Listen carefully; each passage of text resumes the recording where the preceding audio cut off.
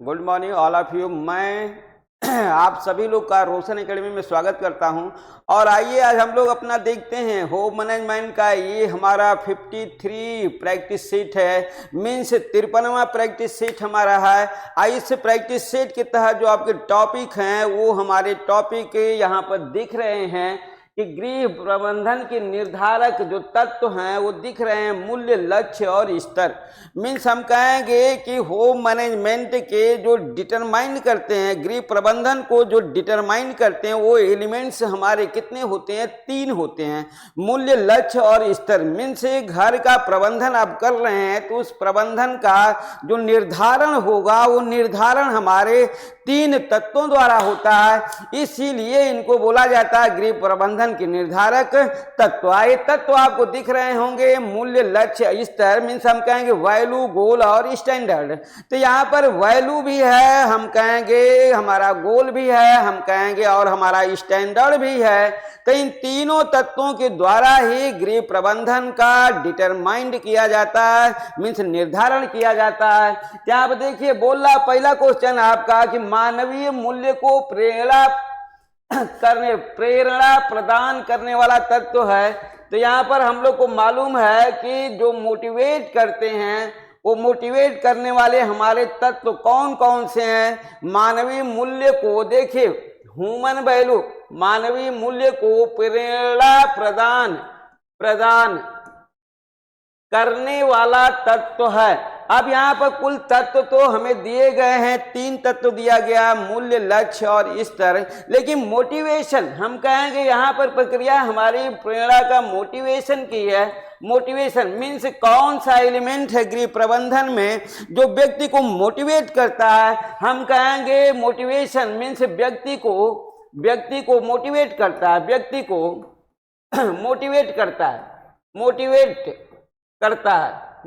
करता है। तो हम लोग कहेंगे कि मूल्य, लक्ष्य, स्तर में से एक एलिमेंट्स है जिसे आप लोग जानते हैं मूल्य हमारा क्या है? हम लोग कहेंगे प्रेरणा प्रदान करता है। पहला का ऑप्शन हमारा पहला होगा जिसे हम इंग्लिश में वैल्यू बोलेंगे। क्या बोलेंगे? वैल्यू कहा जाएगा। तो इस तरीके से आपका पहला क्वेश्चन कंप्लीट हुआ। मोटिवेशन देने वाला, मोटिवेट करने वाला, गृह प्रबंधन में व्यक्ति को मोटिवेट करने वाला जो एलिमेंट्स है वो उसे हम लोग वैल्यू कहते हैं। आइए दूसरा क्वेश्चन हम लोग देखते हैं। देखिए, विभिन्न विकल्पों के मध्य सही विकल्प का चुनाव किसके द्वारा होता है?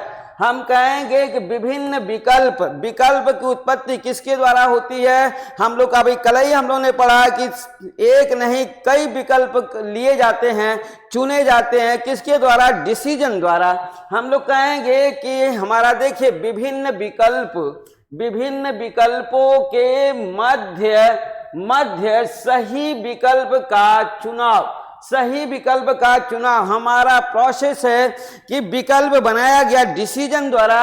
विभिन्न विकल्प की उत्पत्ति हमारे किससे हुई? हम लोग कहेंगे डिसीजन मेकिंग से हुआ, डिसीजन मेकिंग द्वारा। अब डिसीजन मेकिंग द्वारा विभिन्न विकल्प बनाए गए। इस विकल्प में से हम कहेंगे मध्य सही विकल्प मीन्स 3, 4, 5 जो विकल्प बनाए गए उसमें से जो हमारा एक्यूरेट विकल्प होगा, करेक्ट विकल्प होगा, उसका चुनाव किसके द्वारा किया जाएगा? लक्ष्य द्वारा किया जाएगा कि स्तर द्वारा किया जाएगा कि मूल्य द्वारा किया जाएगा? हम कहेंगे मूल्य द्वारा किया जाएगा, वैल्यू द्वारा हम लोग कहेंगे उस विकल्प का, सही विकल्प का चुनाव हमारा किसके द्वारा होता है? मूल्यों द्वारा सही विकल्प का चुनाव होता है। आइए अगला क्वेश्चन हम लोग देखते हैं। देखिए तीसरा क्वेश्चन, वह अंतिम बिंदु मीन्स हम कहेंगे अंतिम बिंदु मीन्स अंतिम लक्ष्य के तहत आप समझ सकते हैं। वह अंतिम बिंदु जहां तक व्यक्ति कार्य करने की इच्छा रखता है, लक्ष्य होता है। हम कहेंगे वह अंतिम बिंदु। अंतिम बिंदु क्या होता है? हम लोग कहें अंतिम बिंदु लक्ष्य होता है। प्रत्येक व्यक्ति का अंतिम बिंदु क्या होता है? लक्ष्य होता है। जहां तक व्यक्ति कार्य करने की इच्छा रखता है उसे लक्ष्य कहते हैं। ये कथन है, किसका कथन है? हम कहेंगे निकिल और डॉर्सी ने बोला था। किसने बोला था? निकिल और डार्सी ने कहा था कि लक्ष्य हमारा वह एक अंतिम बिंदु होता है जहां तक व्यक्ति कार्य करने की इच्छा रखता है। तो इस तरीके से आपको लक्ष्य की परिभाषा मालूम हो गई होगी यहां पर गोल की, कि हमारा गोल, लक्ष्य, गोल बोलेंगे, गोल की जो डिफिनीशन है वो निकिल और डॉर्सी ने दिया कि लक्ष्य हमारा वह अंतिम बिंदु होता है जहां तक व्यक्ति कार्य करने की इच्छा रखता है। तो इस तरीके से आपका तीसरा क्वेश्चन समाप्त हुआ। आइए चौथे क्वेश्चन को हम लोग देखते हैं। लक्ष्य की विशेषता है, मीन्स कैरेक्टर क्या क्या है? लक्ष्य मीन्स गोल के हमारे क्या क्या विशेषताएं हैं? यहाँ पर हम कहेंगे लक्ष्य क्या सामाजिक होता है, लक्ष्य व्यवहारिक होता है, व्यवहारवादी होता है, लक्ष्य सतत होता है। तो हम लोग कहेंगे क्या होगा इसमें? हम कहेंगे लक्ष्य हमारा सामाजिक भी होगा, लक्ष्य व्यवहारिक भी होता है। हम का लक्ष्य एक सतत प्रक्रिया होती है। मीन्स एक लक्ष्य समाप्त होने पर दूसरा लक्ष्य अपने आप ही आ जाता है। मीन्स सतत लक्ष्य, ऑल जिंदगी लक्ष्य हमें मिलते जाते हैं, क्योंकि हम लोग को मालूम है कि लक्ष्य हमारे क्या होते हैं? एक नहीं होते हैं, लक्ष्य हमारे कई होते हैं। हम कहेंगे अल्पकालीन लक्ष्य होता है, हम कहेंगे मध्यकालीन लक्ष्य होता है और दीर्घकालीन लक्ष्य होता है। तो इस तरीके से अगर गोल की बात करें तो गोल हमारा 3 प्रकार का होता है। एक हम कहेंगे शॉर्ट टाइम गोल, दूसरा हम कहेंगे मिडिल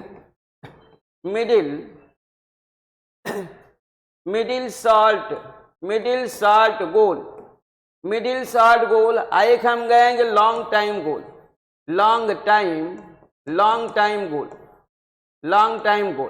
तो इस तरीके से देखिए, अल्पकालीन गोल हम कहेंगे मिडिल शॉर्ट टाइम गोल, इसके बाद हम कहेंगे लॉन्ग टाइम गोल। मीन्स लक्ष्य हमारे 3 प्रकार के होते हैं। गोल कितने प्रकार का होता है? हम कहें गोल हमारे 3 प्रकार। ये सभी गोल की विशेषता है कि चाहे वो शॉर्ट टाइम का गोल हो, या हम कहेंगे मिडिल टाइप का हो, या हम कहेंगे लॉन्ग टाइम का हो, ये सब हमारे सामाजिक भी होते हैं, व्यवहारिक भी होते हैं। हम लोग कहेंगे कि सतत प्रक्रिया भी होती है। तो इस तरीके से लक्ष्य की विशेषता आपने देख लिया।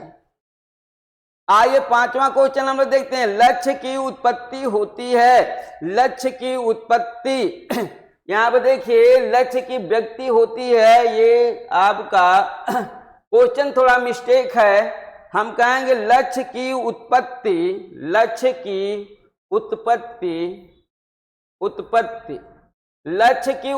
होती है। हम कहेंगे लक्ष्य की उत्पत्ति किससे होती है? तो देखिए, बातें ओरिजिन की आती है तो हम लोग यहाँ पर देखते हैं, यहाँ पर तत्वों की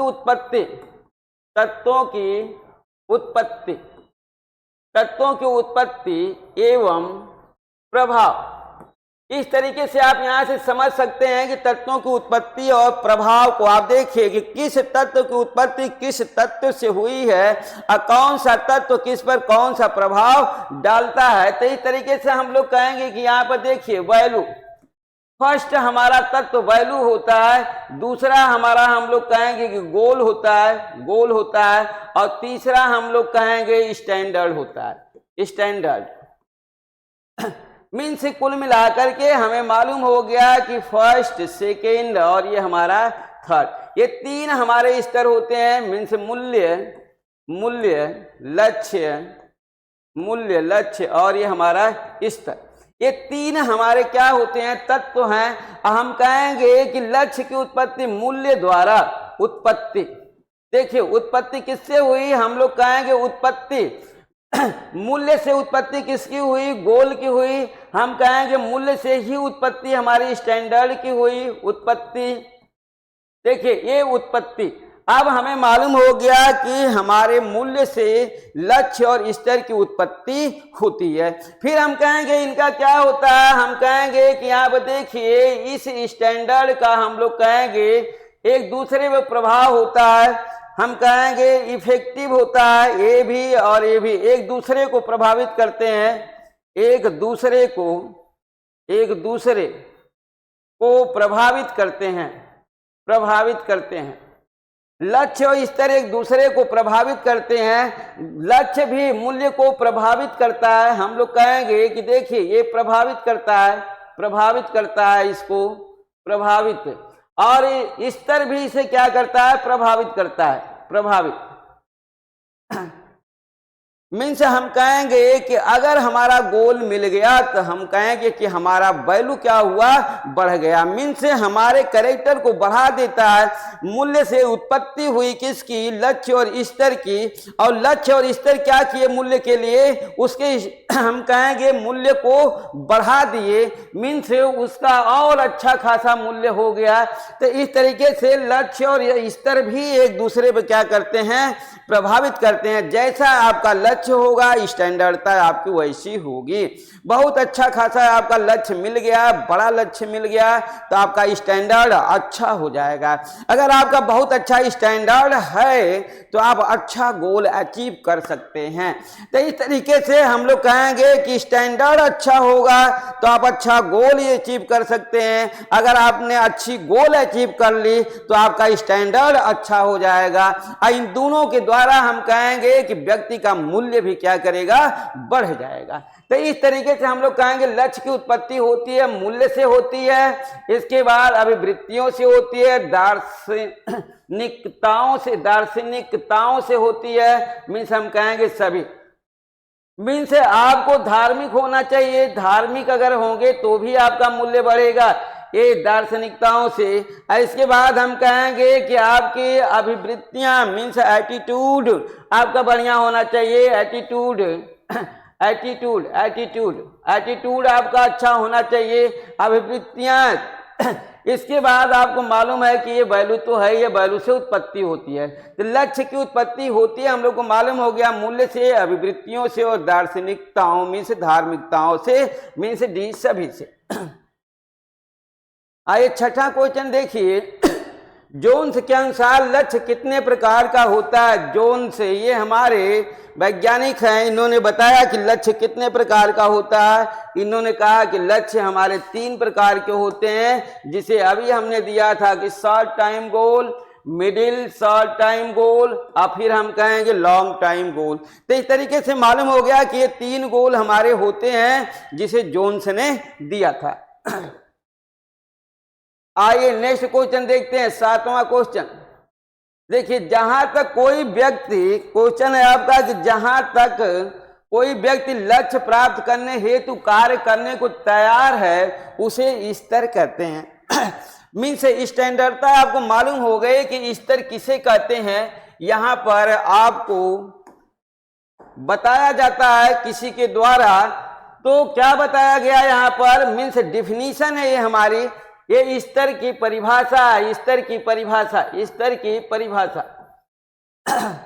मीन्स स्टैंडर्ड की परिभाषा आपको यहाँ पर दिया गया है कि जहां तक कोई व्यक्ति लक्ष्य प्राप्त करने हेतु कार्य करने को तैयार है, मीन्स कार्य करने को तैयार है लक्ष्य प्राप्ति के लिए। देखिए यहाँ पर वो जगह फिक्स नहीं है, मीन्स हम कहें कि जहां तक, मीन्स कोई जगह वो फिक्स नहीं है, मीन्स जहां तक लक्ष्य जाएगा वहां तक व्यक्ति जाकर के उसको प्राप्त करना चाहेगा। मीन्स बोल रहा है कि जहां तक कोई व्यक्ति लक्ष्य प्राप्त करने हेतु कार्य करने को तैयार है उसे हम लोग स्टैंडर्ड कहते हैं, स्तर कहते हैं। इस कथन को किसने कहा है, तो हम कहेंगे इसे ग्रास और क्रेंडल ने बोला है।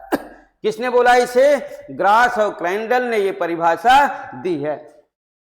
आइए अगला क्वेश्चन हम लोग देखते हैं, 8वां क्वेश्चन। देखिए मूल्य के मापक होते हैं, मीन्स मूल्य के मापक, मीन्स मूल्य का मेजरमेंट किसके द्वारा होगा।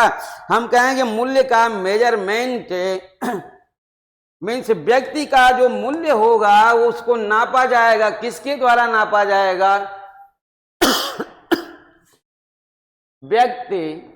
व्यक्ति का मूल्य नापने वाला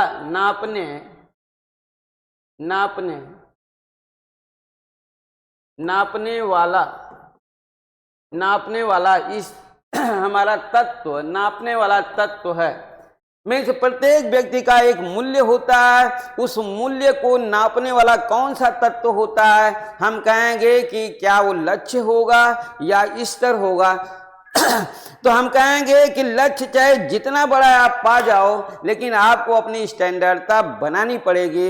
अगर आप काफी रुपए वाले हैं लेकिन अपना रहन सहन अगर बढ़िया आपने नहीं रखा है तो आपका मूल्य गिर जाएगा। तो अपने इस मूल्य को बढ़ा करके रखने के लिए आपको अपना स्टैंडर्ड भी बना करके रखना पड़ेगा। तो इसलिए मूल्य का मापक या हम कहेंगे निर्धारण या मेजरमेंट स्टैंडर्ड के द्वारा होता है। स्टैंडर्ड ही है जिसके द्वारा मूल्य का मापन किया जाता है। मीन्स स्टैंडर्ड द्वारा आपका मूल्यांकन किया जाता है कि आप कैसे व्यक्ति हैं, अच्छे हैं या खराब हैं। आइए अगला क्वेश्चन हम लोग देखते हैं, क्वेश्चन नंबर 9। देखिए, धार्मिक विचारों पर आधारित मूल्य है, वह मूल्य जो हमारा धार्मिक विचारों पर आधारित है उसे हम लोग क्या बोलेंगे। हम लोग को मालूम है मूल्य हमारे कई प्रकार के होते हैं। यहाँ पर आपको दिख भी रहा होगा कि हमें ये मूल्य दिख रहा है, साधनात्मक मूल्य है, ये हमारा साधनात्मक मूल्य है, तथ्यात्मक मूल्य है, हम कहेंगे आदर्शात्मक मूल्य है, और हम कहेंगे आंतरिक मूल्य है। आंतरिक मूल्य। तो इस तरीके से हमें मालूम हो गया कि यहाँ पर कई मूल्य हुए हैं, यहाँ पर कुल मिलाकर के 4 मूल्य हैं। लेकिन धार्मिक विचार पर आधारित मूल्य, धार्मिक विचार पर आधारित हमारा जो मूल्य होगा हम कहेंगे आइडियल होगा। क्या होगा? आइडियल होगा। हम कहेंगे आइडियल होगा। आइडियल हमारा क्या होगा?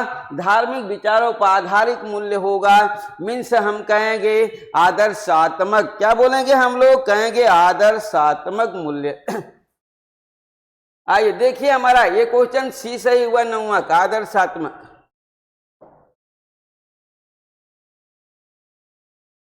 देखिए, लक्ष्य निर्धारण का प्रथम चरण होता है। लक्ष्य निर्धारित करना है तो उसका फर्स्ट स्टेप क्या होगा? लक्ष्य निर्धारण का प्रथम चरण, हम लोग को मालूम है प्रथम चरण क्या होगा?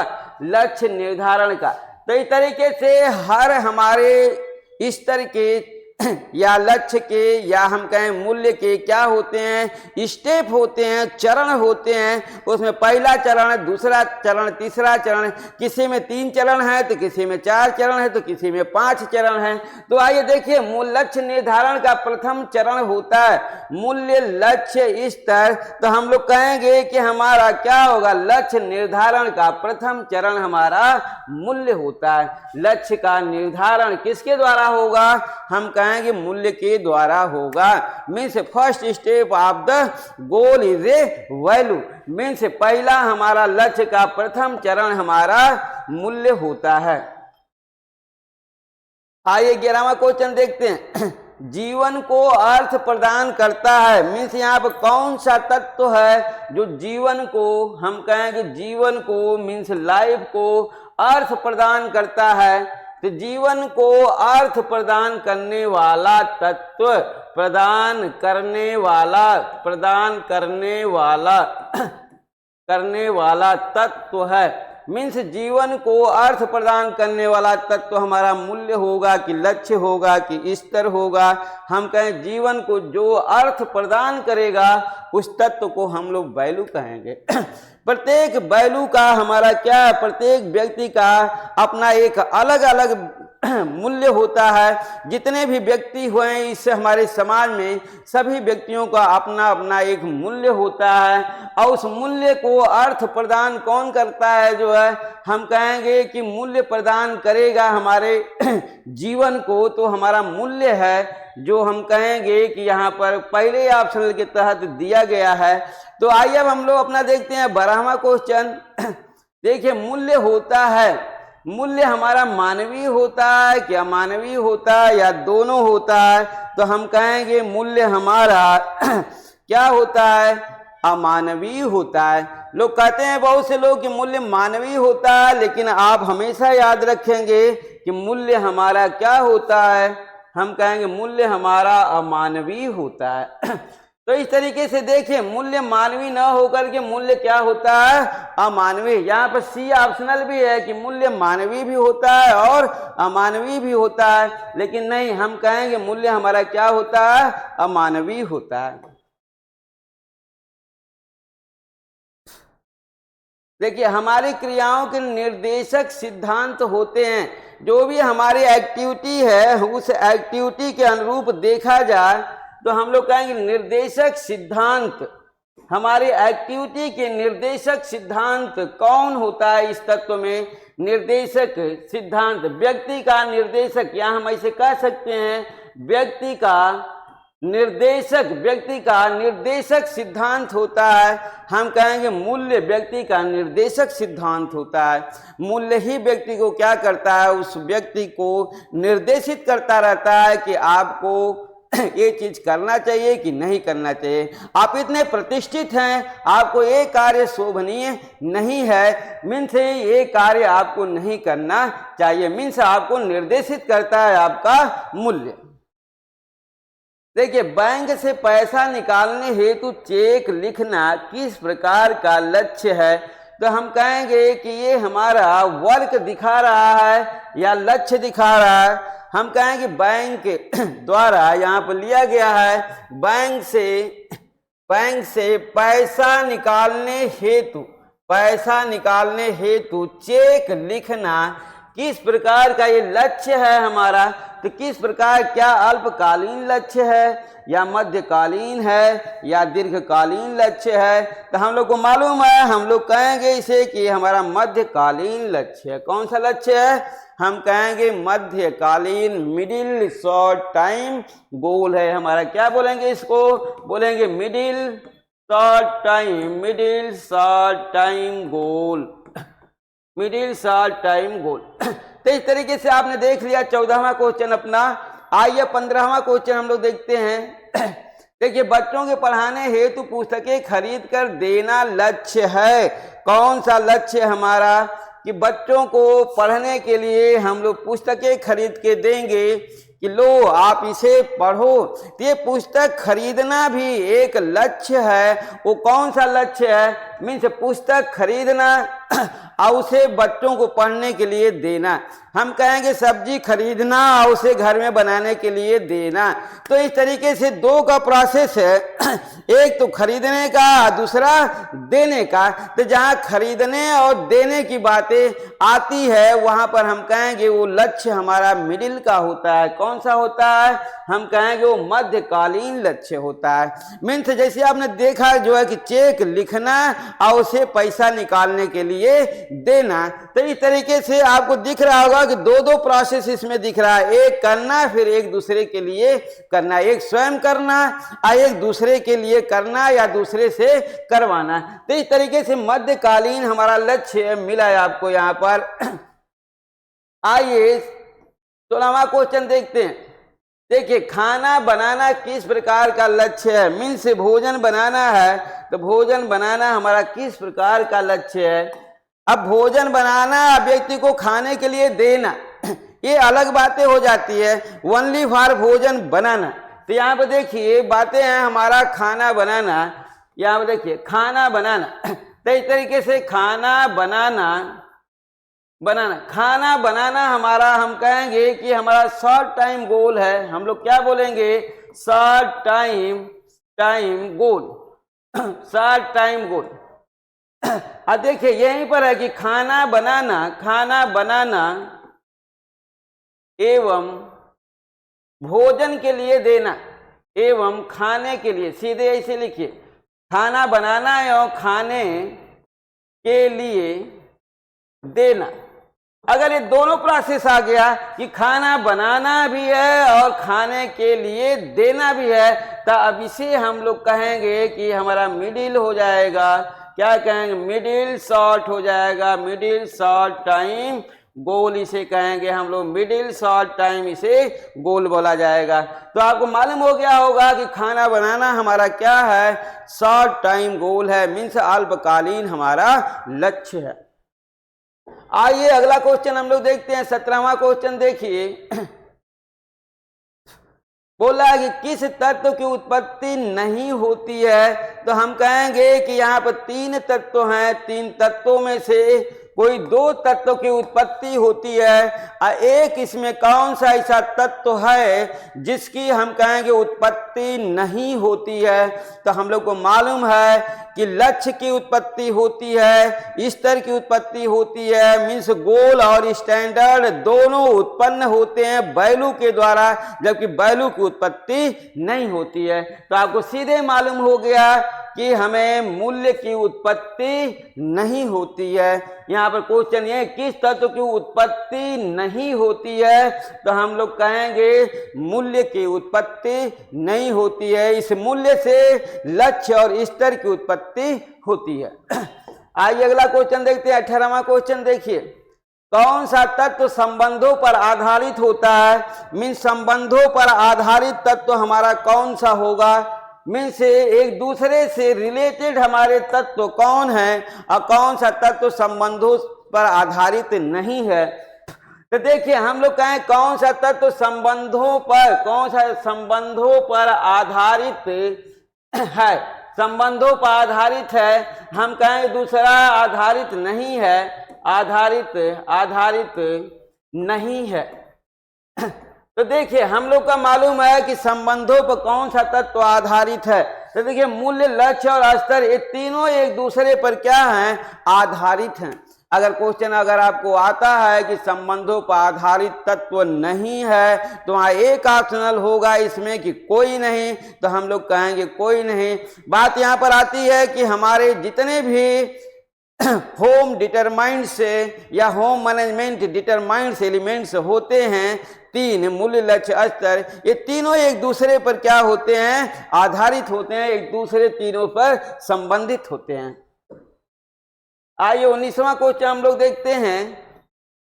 देखिए पार्कर के अनुसार मूल्य कितने प्रकार का होता है, ये हमारे राइटर हैं, इसके अनुसार हम लोग को देखना है कि मूल्य हमारा कितने प्रकार का होता है। तो हम लोग कहेंगे मूल्य हमारा अकॉर्डिंग टू पार्कर 9th प्रकार का होता है। पार्कर, याद रखना, पार्कर के अनुसार मूल्य हमारे 9 प्रकार के होते हैं। इन 9 प्रकारों को हम आपको डिस्क्रिप्टिव के फॉर्म में जल्द ही थ्योरेटिकल क्लास लेकर के आने वाले हैं, और वहाँ आपको हम अच्छे से बताएंगे कि यहाँ पर देखिए 9 हमारे जो यहाँ पर दिया है मूल्य वो कौन कौन से हैं। तो इस तरीके से आपको मालूम हो गया कि पार्कर के अनुसार मूल्य कितने प्रकार का होता है, हम कहेंगे 9 प्रकार का होता है। 20वां क्वेश्चन देखिए, किसी कार्य से संतोष प्राप्ति किस प्रकार का मूल्य है। अगर हम कोई कार्य करते हैं, अगर उससे हमको सेटिस्फेक्शन मिलता है, तो किस प्रकार का मूल्य होगा। हम कहें कोई कार्य करते हैं लेकिन उसे सेटिस्फेक्शन नहीं मिलता है, हम किसी दबाव में कोई कार्य करते हैं, तभी ज़्यादातर ऐसी प्रक्रियाएं आती है कि हमें सेटिस्फेक्शन नहीं मिलता है। अगर हम अपने मन से कार्य करते हैं या दूसरे के मन से भी कार्य करते हैं लेकिन हमारा उसमें इंटरेस्ट है, तो हम कहेंगे हमें सेटिस्फेक्शन मिलेगा। हम यहाँ पर बातें हमारा इसी की है कि वो किस प्रकार का मूल्य होगा, किसी कार्य के से संतोष प्राप्ति, कार्य से हम कहेंगे सेटिस्फेक्शन, संतोष प्राप्ति हमारा किस प्रकार का मूल्य है। हम कहें कल्पनात्मक मूल्य होगा या क्रियात्मक होगा या साधनात्मक होगा, या हम कहेंगे कोई नहीं। तो हम लोग को मालूम है कि अगर सेटिस्फेक्शन आता है तो सेटिस्फेक्शन हमारा जो सेटिस्फेक्शन होता है एक कल्पनात्मक होता है, कल्पनात्मक होता है। सेटिस्फेक्शन होना, सेटिस्फाइड नहीं होना अकॉर्डिंग टू कल्पनात्मक होता है। ये मीन्स हमारा जो मूल्य होगा कैसा होगा, हम कहें कल्पनात्मक मूल्य है ये, कि हमें संतुष्टि मिली कि हमें संतुष्टि नहीं मिली, ये कल्पनाओं पर आधारित हमारा वैल्यू है। आइए 21वां क्वेश्चन देखते हैं। मूल्य ग्रहण करने की प्रक्रिया कितने चरणों में पूर्ण होती है? अगर हमें अपना मूल्य प्राप्त करना है, मूल्य ग्रहण करना है, तो मूल्य ग्रहण करने के लिए हमें कुल 7 चरणों से गुजरना पड़ता है। मूल्य ग्रहण करने के लिए हम कहें मूल्य ग्रहण करने की प्रक्रिया कितने चरणों में पूर्ण होती है? तो हम कहें कुल 7 चरण होते हैं और 7 चरण के अकॉर्डिंग हमारा ऑप्शनल सही होता है सी। तो ये सभी चरणों को भी आपको बताना है, लाइक दैट हम लोग कहेंगे थ्योरेटिकल क्लास में, क्योंकि इतने ये स्टेप हैं कि आपको लिखने में ही या हमें बताने में ही बहुत सारा समय लगेगा और उसके तहत हमें एक स्पेशल क्लास की जरूरत होती है। तो आइए हम लोग क्या करते हैं, अगला क्वेश्चन देखते हैं कि सबसे अधिक स्पष्ट हमारा तत्व है। मीन्स इन 3 तत्व हम लोग को मालूम है कुल 3 तत्व होते हैं, लेकिन इन 3 तत्वों में सबसे अधिक स्पष्ट का मतलब आप समझते हैं दिखाई देना। स्पष्ट का मतलब होता है हम कहेंगे दिखाई देना, दिखाई देना। यहां से ध्यान देंगे आप जो है तो हम कहेंगे कि सबसे अधिक स्पष्ट, तो सबसे अधिक क्या दिखाई देगा?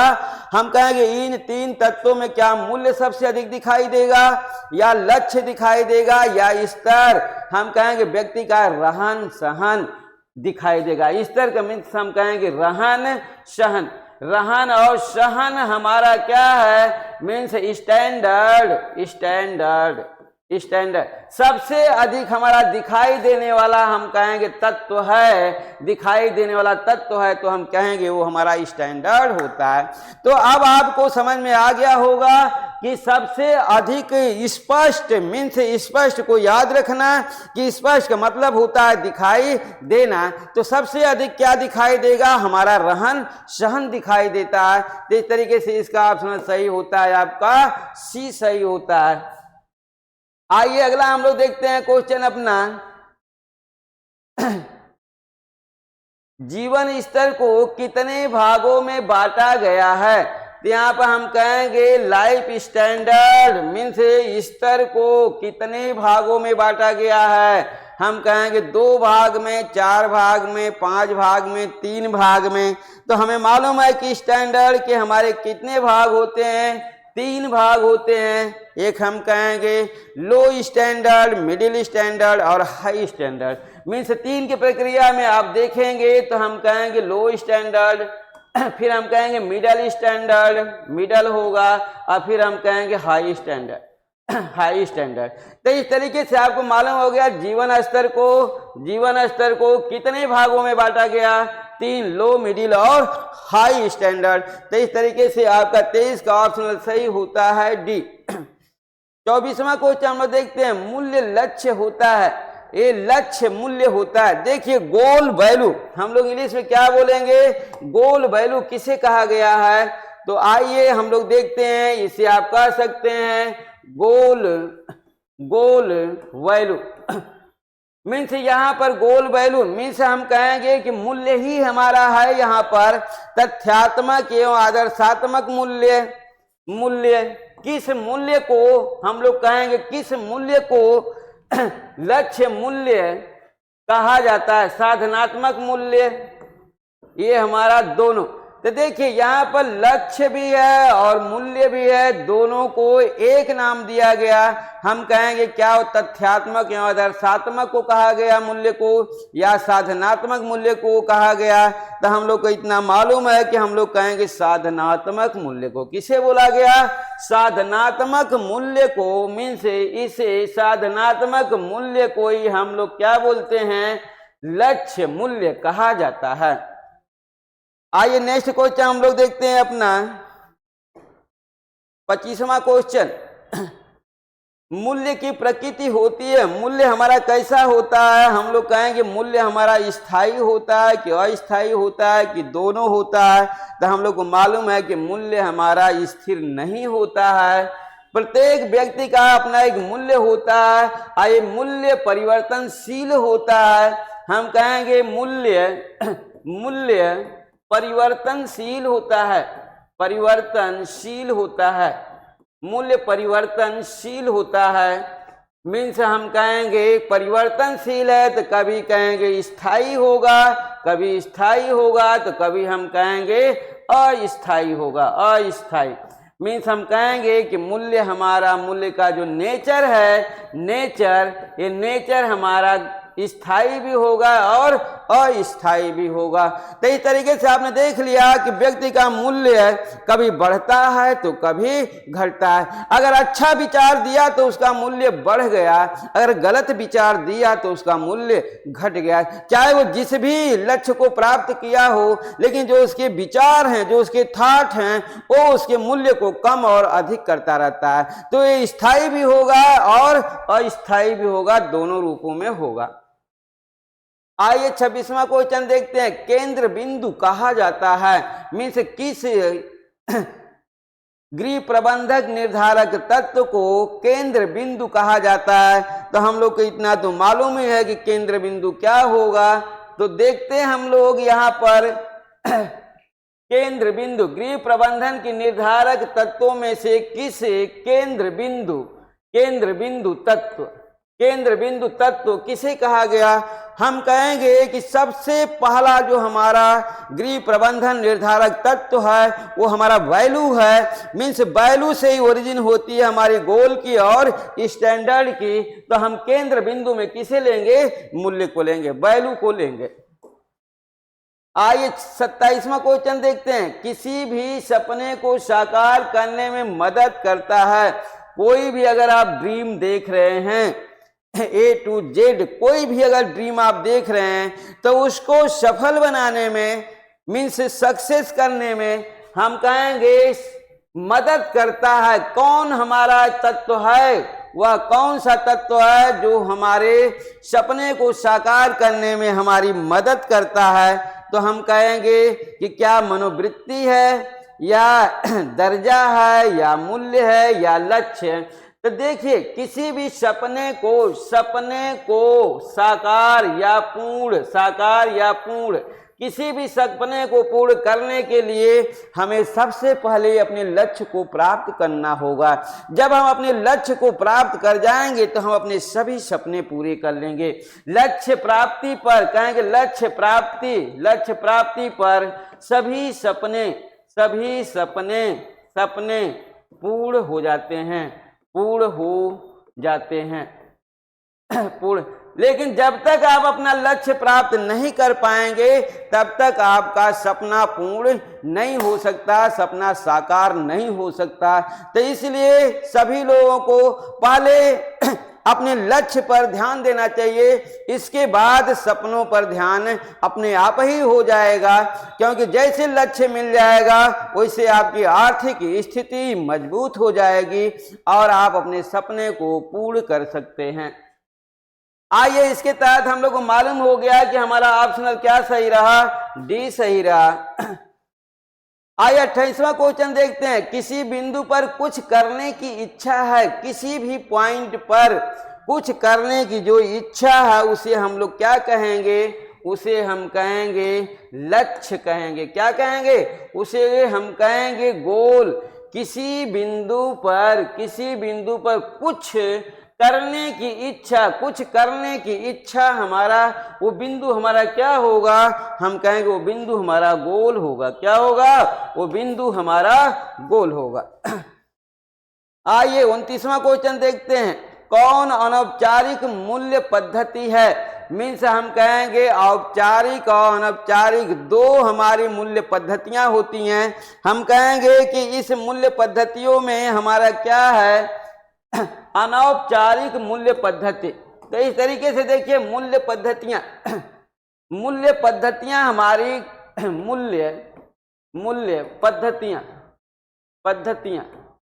मूल्य पद्धतियां हम कहेंगे दो होती हैं। तो देखिए एक प्रतिस्पर्धात्मक और दूसरी हम लोग कहेंगे परख। तो एक प्रतिस्पर्धात्मक होगी हमारी जो है, और दूसरा हम लोग कहेंगे क्या होगी, परख की होगी। तो देखिए ये परख और दूसरा हमारा प्रतिस्पर्धात्मक। तो कौन सा अनौपचारिक मूल्य पद्धति है, तो हम कहेंगे कि यहाँ पर प्रतिस्पर्धात्मक और हम कहें कि बिना प्रतिस्पर्धात्मक। तो यहाँ पर प्रतिस्पर्धात्मक और परख तथा चूक ये दोनों हमारी अनौपचारिक हम कहेंगे मूल्य पद्धतियां हैं। और एक हमारा जो होती है जिसे हम लोग कहते हैं अनौपचारिक, तो उसमें हम लोग कहेंगे कि जो औपचारिक होती है उसमें प्रतिस्पर्धा नहीं होती है। मूल्य बनता है, आइए हम लोग देखते हैं मूल्य मेकिंग, वैल्यू मेकिंग। किसी भी व्यक्ति की वैल्यू कब बनती है और कब बिगड़ जाती है। तो यहाँ पर हमें पॉइंट दिया गया है कि मूल्य बनता है मीन्स वैल्यू किससे बनती है? मानवीय विकल्प तथा समस्याओं का हल ढूंढने से, व्यक्ति तथा स्थिति के बीच अंतःक्रिया से, मानव रुचि, इच्छा और अनुभव से। तो हम लोग को मालूम है कि हम लोग क्या कहेंगे, हमें मालूम है कि मानव रुचि, इच्छा और अनुभव से। तो देखिए ऑप्शनल आपका क्या सही होता है? सी सही होता है कि मूल्य किससे बनेगा? मूल्य आपका बनेगा आपकी रुचि से, आपकी इच्छा से, हम कहेंगे आपके अनुभव से। ये तीन आपको यहाँ पर फैक्टर दिए गए हैं, इन्हीं तीनों फैक्टरों द्वारा मूल्य का निर्माण होता है। तो आप याद रखना, रुचि, इच्छा और अनुभव, इन्हीं से हमारा मूल्य बनता है। इस तरीके से आइए अगला क्वेश्चन हम लोग देखते हैं। मूल्य परिवर्तन का प्रभाव पड़ता है। अगर मूल्य परिवर्तन का प्रभाव, मूल्य अगर परिवर्तित हो गया तो क्या प्रभाव पड़ेगा? वास्तविक मूल्य ब्याज, कुल ब्याज पर, कुल ब्याज पर,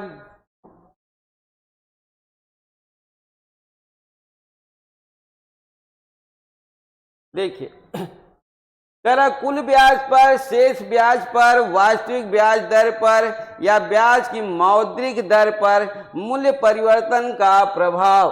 देखिए मूल्य परिवर्तन का प्रभाव पड़ता है किस पर? अगर मूल्य परिवर्तित हो गया तो किस पर प्रभाव डालेगा? हम कहें अगर मूल्य प्रभावित हो गया तो उसकी रियलिटी पर प्रभाव पड़ेगा।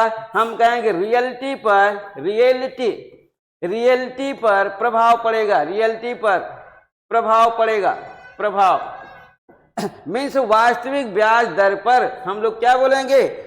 अगर किसी व्यक्ति का मूल्य परिवर्तित हुआ तो उसकी वास्तविकता पर उसका क्या पड़ेगा? प्रभाव पड़ेगा। तो इस तरीके से हमारा ऑप्शनल सही होता है सी। देखिए आंतरिक मूल्य महत्वपूर्ण है। हम लोग को मालूम है कि आंतरिक मूल्य भी होता है। आंतरिक मूल्य किसके लिए महत्वपूर्ण है? स्वयं के लिए महत्वपूर्ण होगा आंतरिक मूल्य, या सबके लिए महत्वपूर्ण होगा, या संतुष्टि प्राप्ति के लिए होगा, या सभी के लिए होगा? तो हम कहेंगे आंतरिक का संबंध स्वयं से होता है। आंतरिक मूल्य का महत्व किसके लिए होता है? स्वयं के लिए होता है। आइए 33 क्वेश्चन देखते हैं। नायडू के अनुसार मूल्य को कितने वर्गों में बांटा गया है? तो देखिए यहाँ पर हमारे राइटर हैं नायडू जी, और नायडू जी के अनुसार कह रहा है कि मूल्य को कितने वर्गों में बांटा गया है। तो ये वर्ग हम लोग को मालूम है कितने वर्ग में बांटा गया है। नायडू ने मूल्य को 6 वर्गों में बांटा है। कितने वर्गों में बांटा है? नायडू ने मूल्य को 6 वर्गों में डिवाइड किया है। आइए नेक्स्ट क्वेश्चन हम लोग देखते हैं अपना 34। मध्यकालीन लक्ष्य कितने व्यक्तियों द्वारा पूर्ण किया जाता है?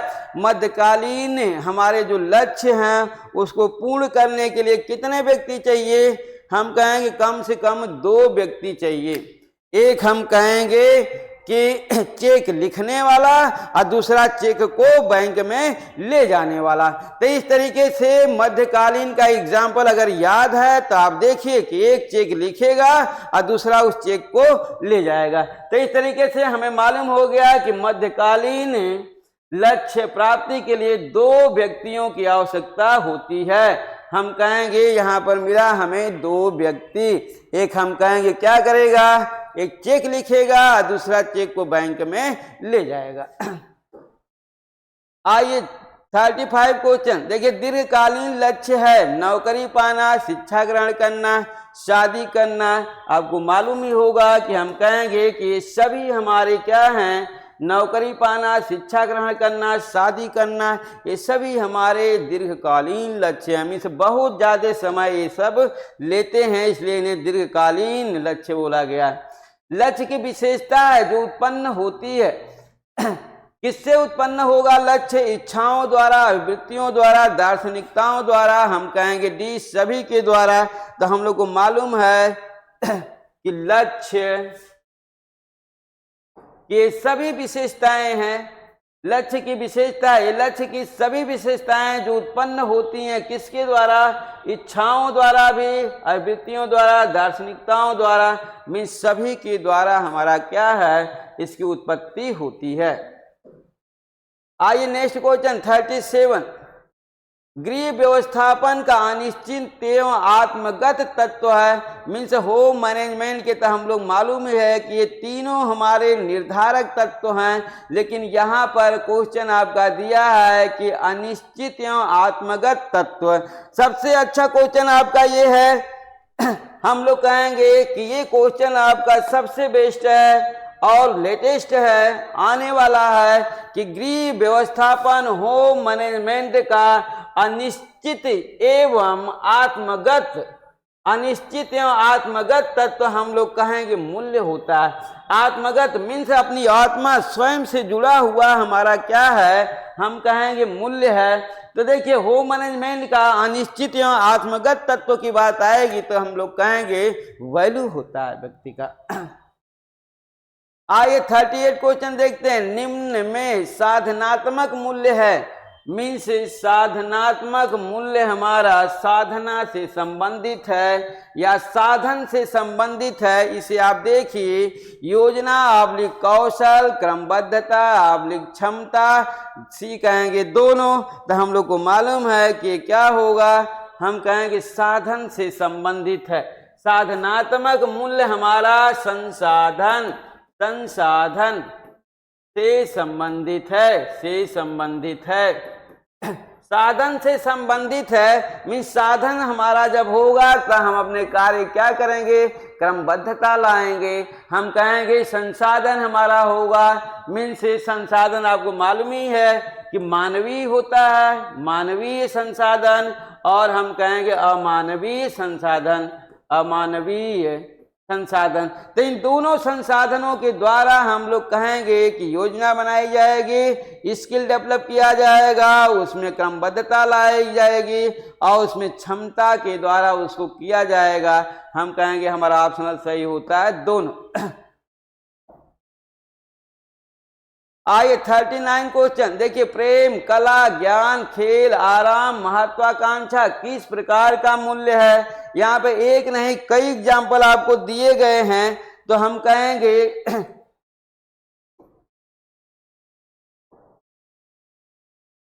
देखिए यहाँ पर हमारा एग्जाम्पल है, एग्जाम्पल आप समझ सकते हैं कि एग्जाम्पल है हमारा प्रेम, कला, ज्ञान भी है, खेल भी है और आराम भी है। हम कहेंगे महत्वाकांक्षा किस प्रकार का ये मूल्य है?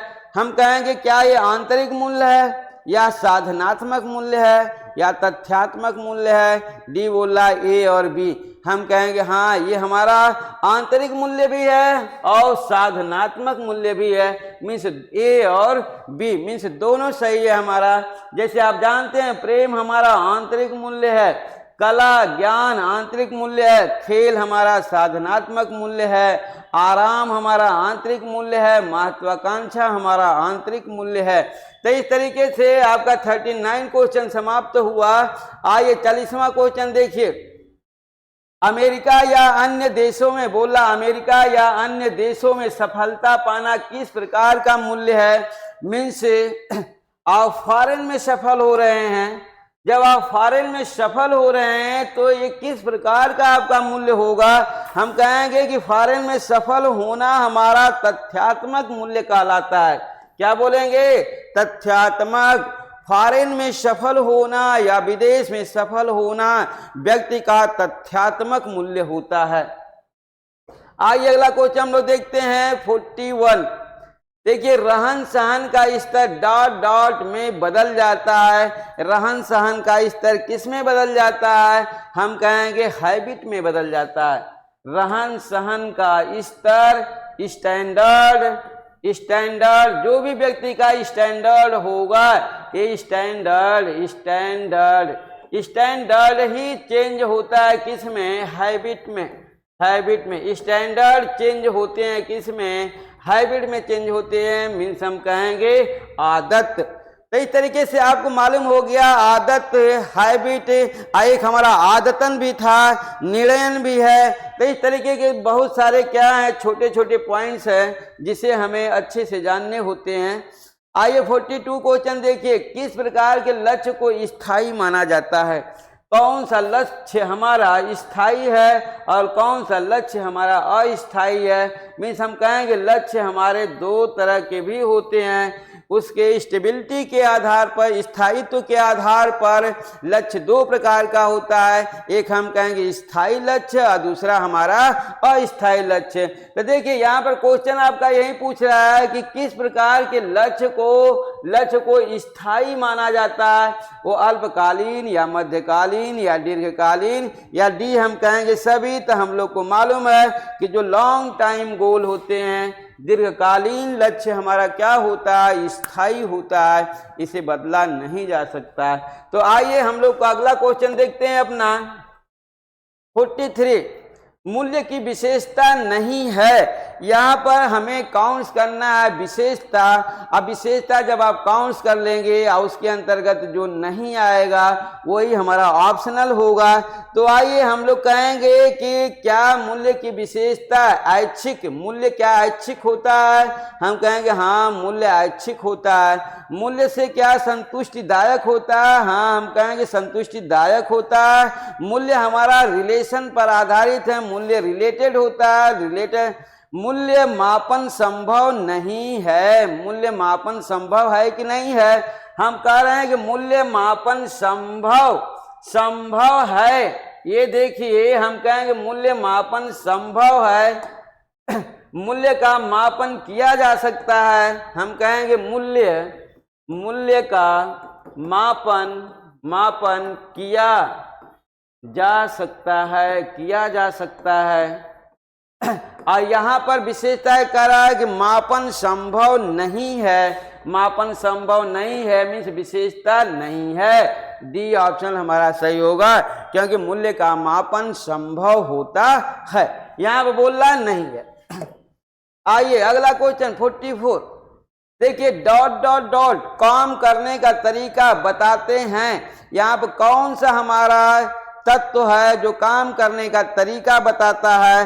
तो हम कहेंगे कि काम करने का तरीका बताने वाला जो तत्व है वो बताइए आप कौन सा होगा? आपके काम करने का तरीका कौन बताएगा? आपका मूल्य बताएगा या आपका लक्ष्य बताएगा कि इस तरीके से आपको कार्य करना चाहिए, या आपका स्टैंडर्ड बताएगा कि आपको इस तरीके से कार्य करना चाहिए? तो देखिए, जो जिस स्टैंडर्ड का होता है, निम्न स्तर का व्यक्ति अपने तरीके से क्या करता है? कार्य करता है। मध्यम वर्ग का व्यक्ति मध्यम, और रिचेस्ट जो व्यक्ति होते हैं वो अपने तरीके से।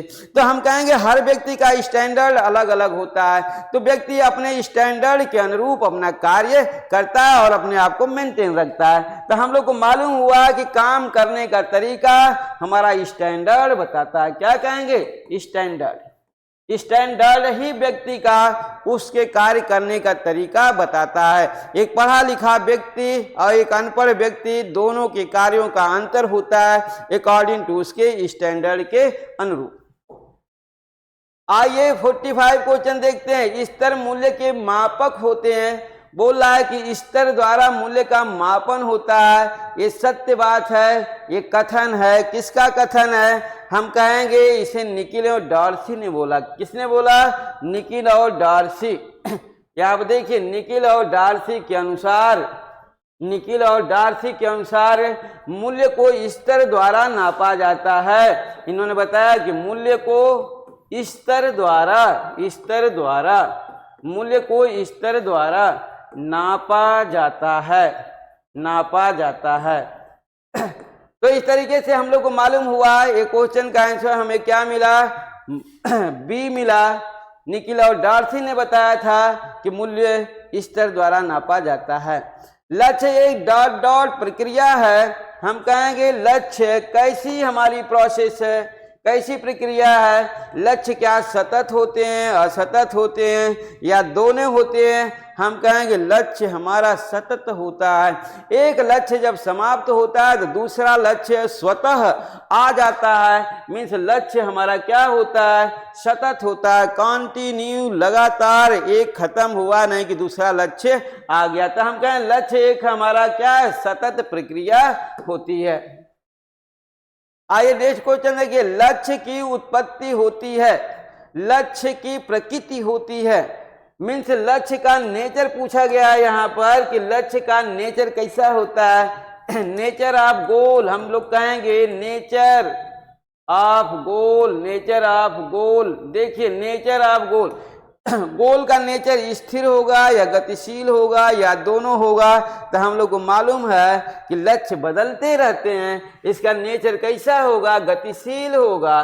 गतिशील नेचर कैसा होगा, गतिशील होगा। मीन्स एक लक्ष्य समाप्त होगा तो दूसरा लक्ष्य आ जाएगा। मीन्स गति लक्ष्य में होती रहती है, लक्ष्य में गतिशीलता पाई जाती है।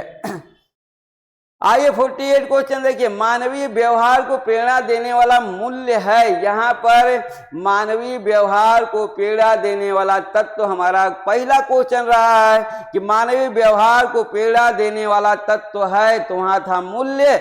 और यहाँ पर है कि प्रेरणा देने वाला मूल्य है, और मूल्य भी है तो कौन सा है जो प्रेरणा देता है मानवीय व्यवहार को।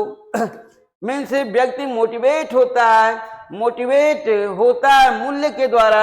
हम कहेंगे व्यक्ति मोटिवेट होता है, मोटिवेट, व्यक्ति मोटिवेट मूल्य द्वारा होता है, मूल्य द्वारा होता है, मूल्य द्वारा होता है। तो इसमें भी हम कहेंगे कौन सा हमारा मोटिवेशन है, मोटिवेट कौन सा, व्यक्ति मोटिवेट द्वारा, व्यक्ति मोटिवेट मूल्य द्वारा होता है। तो यहाँ पर कौन सा मूल्य, हम कहेंगे आराम, आराम है, स्वास्थ्य और प्रेम है, ये सभी। तो हम कहेंगे सभी हमारे क्या कहेंगे, हम कहें मानवीय प्रेरणा देने वाला मूल्य, ये मूल्य हमारा आराम का, स्वास्थ्य का और प्रेम का, ये सभी हमको क्या करते हैं, मोटिवेट करते हैं। अगर हम रेस्टिंग में आ गए, इसके बाद जब हम उठे तो हम कहेंगे मोटिवेट हैं। हम कहेंगे अगर स्वस्थ हैं तो कहेंगे मोटिवेट हैं। हम कहेंगे अगर हम क्या प्रेम में हैं तो हम मोटिवेट हैं। आइए 49 क्वेश्चन देखिए, वातावरण से समायोजन और उनके मध्य अंतः क्रिया कौन सा मूल्य है। वातावरण के साथ एडजस्टमेंट और हम कहेंगे उनके मध्य अंतः क्रिया कौन सा मूल्य होगा, साधनात्मक, क्रियात्मक, कल्पनात्मक, आंतरिक। तो हम लोग को मालूम है, हम लोग कहेंगे क्रियात्मक, वर्क करना है क्रियात्मक। वातावरण से समायोजन और उसके मध्य अंतः क्रिया, क्रिया मीन्स फंक्शनल, क्रियात्मक, फंक्शनल वैल्यू, क्रियात्मक मूल्य बोला जाएगा। आइए लास्ट क्वेश्चन हमारा है 50वां क्वेश्चन, हम लोग देखते हैं अपना।